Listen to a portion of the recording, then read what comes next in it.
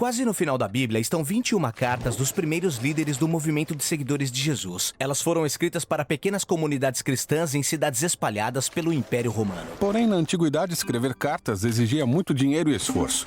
Por isso, cada carta era cuidadosamente estruturada, do início ao fim. Isso significa que devemos lê-las como uma obra literária conjunta.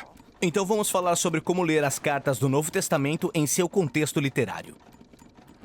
Dentre os primeiros líderes cristãos, o apóstolo Paulo foi quem escreveu a maioria das cartas. Temos 13 dele no Novo Testamento. Eu sempre imaginei ele sozinho no seu escritório, escrevendo longos ensaios teológicos. Paulo não trabalhava nem escrevia sozinho. Ele menciona sua equipe frequentemente e os nomes das pessoas que ajudaram a escrever as cartas, como Timóteo ou Silas. Paulo estava sempre acompanhado dos companheiros missionários de viagem, trocando ideias enquanto conversavam, debatiam e ensinavam juntos. E acredita-se que Paulo tenha reunido discursos, poemas e orações em cadernos. Como os que ele menciona na segunda carta escrita a Timóteo. Certo. Então Paulo reunia as pessoas certas numa sala e juntava material novo e antigo. Depois eles contratavam um escrivão profissional e faziam rascunhos até estarem satisfeitos com o texto final. E aí enviavam a carta. Sim, a carta era entregue a uma pessoa de confiança, que também recebia instruções sobre como recitar a carta para os destinatários. Recitar, tipo, ler em voz alta? Isso, naquele tempo, muita gente não sabia ler. Paulo fala mais de uma vez em suas cartas que elas deveriam ser lidas em voz alta e é por isso que muitas vezes elas soam como longos discursos. Então, para nós também é importante ler e ouvir essas cartas do início ao fim para podermos entender como cada parte contribui para o todo. Exato. Mas cada cultura tem as suas próprias regras sobre como organizar uma carta, e no primeiro século existia um formato padrão.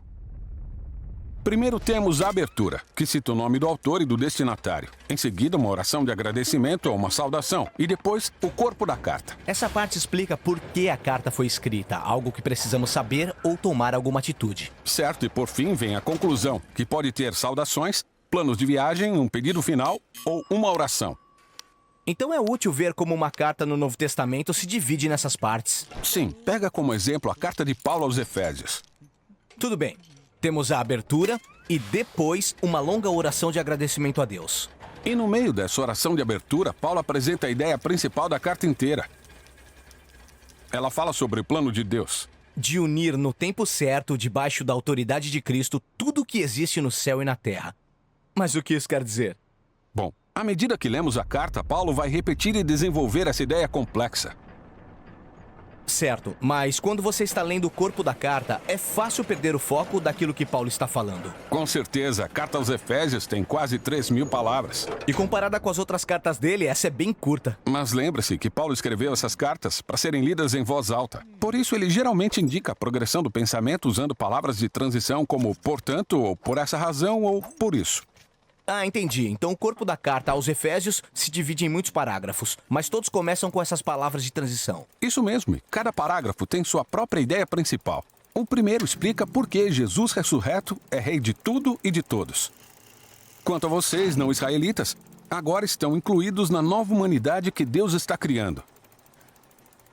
Portanto, a nova família única de Deus é formada de pessoas de todas as nações. E assim, Deus unificou a humanidade em Jesus. Essa é a ideia central aqui. Certo, e esse tema une todos os parágrafos do capítulo 1 ao 3. Então chegamos ao capítulo 4 e temos uma transição importante. Por isso. Sim, essa palavra de transição é uma ligação entre a primeira metade da carta e a segunda. Deus uniu uma nova humanidade em Jesus. E por isso que? Boa pergunta. Vamos continuar. Vou resumir os parágrafos do capítulo 4. A nova humanidade de Deus é realmente diversificada. Assim, precisamos viver unidos com uma nova criação de Deus. Portanto, como somos um, devemos aprender a amar e perdoar uns aos outros. Toda essa parte fala sobre viver em união. Exato, e desse jeito podemos ver como todas as partes da carta se encaixam em um fluxo de pensamento.